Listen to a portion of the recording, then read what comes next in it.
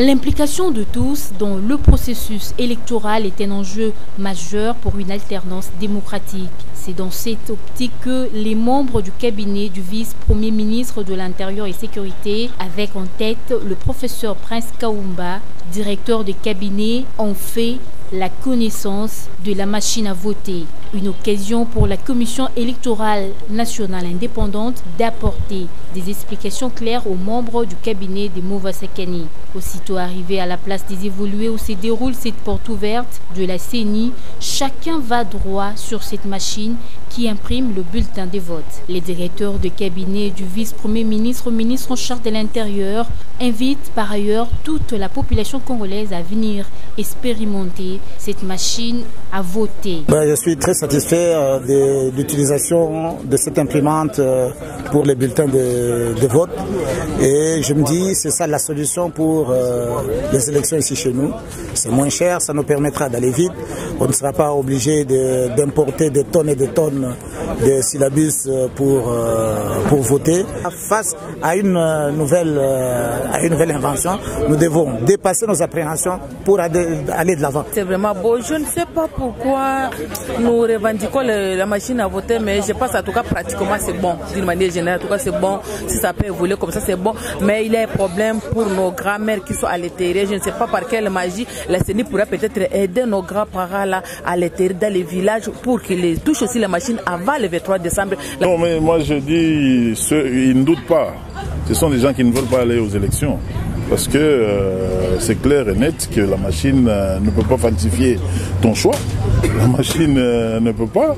Les stands de la CENI placés sur la place des évolués sont ouverts à tout le monde.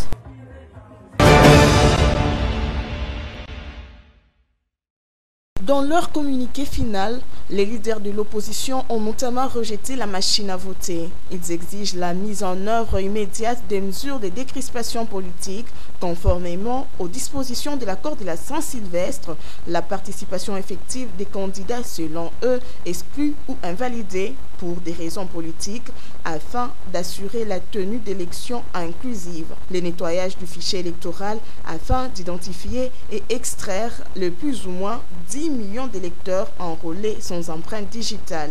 Ils se sont convenus de s'accorder en vue de la désignation d'un candidat commun.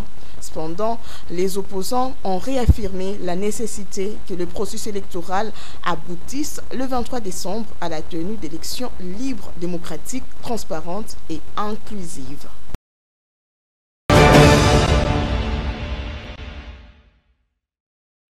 Je prendrai l'allocution du chef de l'État comme un recadrage du secteur non seulement minier, mais de tout le secteur des ressources naturelles.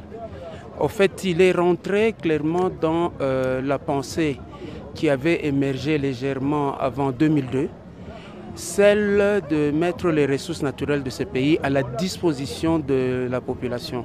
Donc la population devra tirer le maximum de profit de cette ressource. C'est la première conférence minière après la promulgation du code minier par le chef de l'État ainsi que la promulgation du règlement minier. Et donc le chef de l'État a toujours dit que les Congolais doivent savoir à quoi sert son cuivre, son cobalt, son diamant, son or. C'est le combat du chef de l'État et je crois qu'il l'a emporté avec la promulgation du nouveau code minier parce qu'il est réel que pendant longtemps nos richesses ont été exportées et nos populations n'ont pas bénéficié de ces richesses.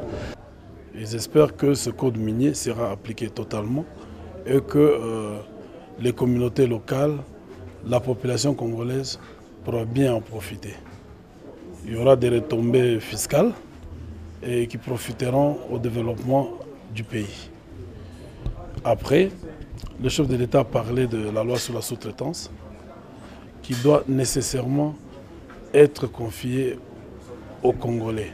Les gens vont apprendre un peu plus, mais nous espérons qu'on ne va pas seulement rester au niveau des conférences. Il faudrait bien qu'il y ait en pratique aussi, que les gens commencent à voir maintenant un changement positif, parce que c'est vrai qu'on fait des conférences dans notre pays, c'est vrai qu'il nous arrive de nous étendre, de faire de discours, mais il faudrait arrêter avec cette politique de discours et entrer vraiment dans la pratique de choses, que les gens commencent à voir que réellement ces conférences portent de fruits.